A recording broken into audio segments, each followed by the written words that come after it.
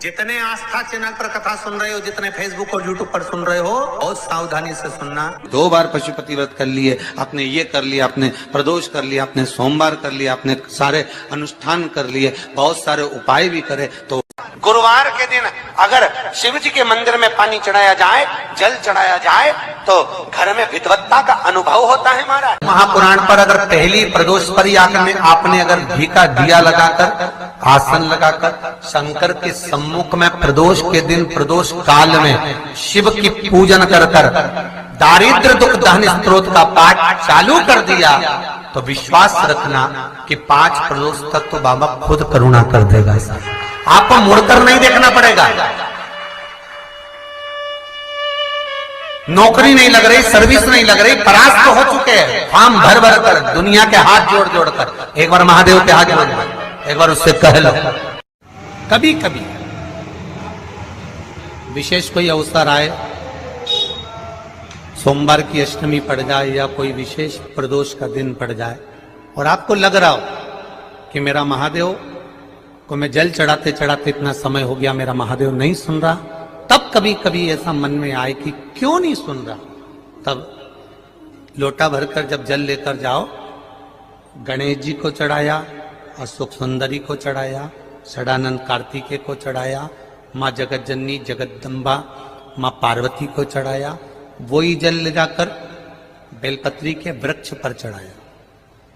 शिव जी को अर्पण नहीं कर पाए, देवाधिदेव माता पार्वती जी से कर देते हैं, सुन पार्वती, अगर कोई भूलवश भी मुझ पर जल चढ़ाना भूल जाए और तेरे हस्त कमल पर जल चढ़ा कर जाए, तो पार्वती जितना फल मैं प्रदान करूं उससे दुगना फल तुझे प्रदान करना है।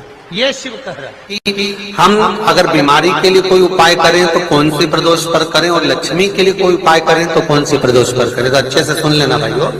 शुक्ल पक्ष में जो प्रदोष पड़ती है वो लक्ष्मी की वृद्धि के लिए होती है, कृष्ण पक्ष में जो प्रदोष पड़ती है वो रोग और बीमारी को मिटाने की होती है। तो जितने उपाय आपको प्रदोष के बताए जाते हैं उस हिसाब से आप करो कि शुक्ल पक्ष की प्रदोष है तो लक्ष्मी का कोई उपाय करना है तो हमें शुक्ल पक्ष की प्रदोष पे करना है। अगर हमें बीमारी से निपटने का कोई इलाज करना है या कोई उपाय करना है तो उसको कृष्ण पक्ष की प्रदोष पर करना है। मान लो अगर कहीं आप कोई नौकरी के लिए अप्लाई कर रहे हो, तो जैसा माता उमा ने प्रदोष काल में, प्रदोष के समय पर, प्रदोष काल के अंतर्गत बेलपत्री का स्मरण किया है, वो बेलपत्र का स्मरण अगर संसार का मनुष्य कर लेता है तो महाराज ब्रह्मवृत्ता पुराण कहती है कि उस जीव का ऐसा कोई कार्य नहीं जो सफल नहीं हो। महाराज मेरा निवेदन रहेगा, किसी एग्जाम में आप बैठ रहे हो, इंटरव्यू के लिए जा रहे हो, किसी कार्य के लिए जा रहे हो, नौकरी नहीं लग रही, सर्विस नहीं लग रही, तो महाराज तांबे के कलश में 11 बेलपत्र को रखा जाए और तांबे के कलश में 11 बेलपत्र रखकर उसमें 11 सफेद पुष्प को डाला जाए।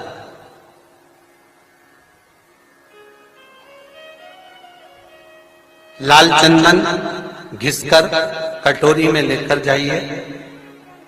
प्रदोष के दिन, शुक्ल पक्ष का जो प्रदोष पड़ जाए उसके दिन शंकर के शिवलिंग पर लाल चंदन लपेटने से पहले शंकर की जो जलाधार,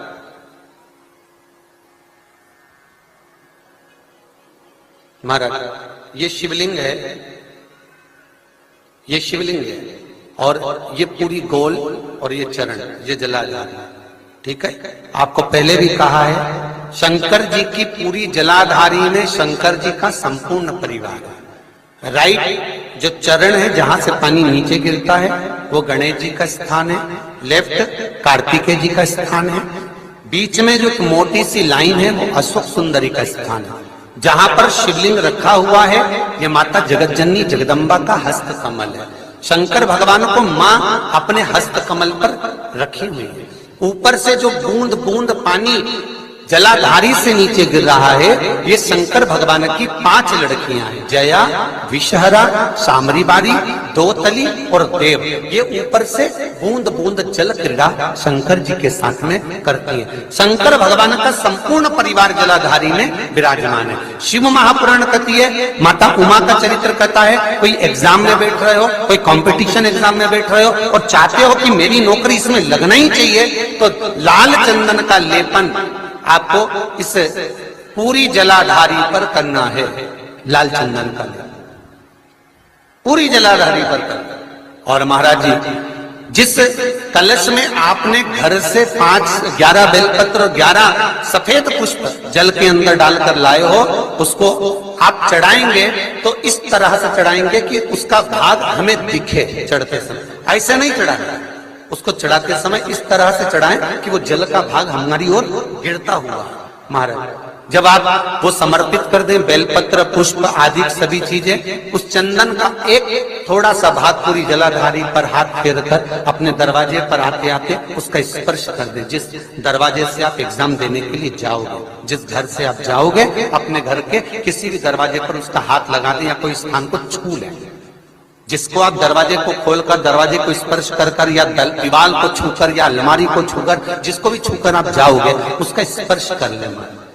फिर आपको कुछ नहीं करना है, उमा और महेश ही सब कुछ करेंगे जो उनको करना है, सब साथ में। कहा कि जब धन कम हो, संपदा कम हो, व्यापार नहीं चल रहा हो, बहुत कष्ट, बहुत तकलीफ की जिंदगी निकल रही है, 2 रुपए भी अगर खाने के लिए नहीं है, तो एक बार प्रयास करना, घर में ही प्रदोष के दिन घी का दिया लगाकर या मंदिर में शंकर के घी का दिया लगाकर उसमें 2 बाती, कितनी बाती? 2 बाती रखना। चाहे तुम लंबी रख लो, चाहे गोल रख लो, पर रखना 2 ही बाती। घी का दिया लगाकर दुख दहन स्तोत्र का पाठ करो। दारिद्र दुख दहन स्तोत्र का पाठ बाजार में किताब मिल जाएगी, नहीं मिले तो मोबाइल पर सर्च कर लेना, उसमें निकाल लेना। श्री शिवाय नमस्तुभ्यम, सब बोलिए एक बार जमकर, श्री शिवाय नमस्तुभ्यम। प्रैक्टिकल जरूर करना, कहीं सियोर वाला महाराज झूठ तो नहीं बोल रहा। शास्त्रों की बातें हमारे जीवन में हमें सुख प्रदान करे, इसलिए इस भाव का आनंद करते हुए आज की कथा को विराम देते हैं। श्री शिवाय नमस्तुभ्यम। मेरे चैनल को सब्सक्राइब करें, बेल आइकन प्रेस करें, जिससे कि आपको लेटेस्ट वीडियो की नोटिफिकेशन मिल जाएगी।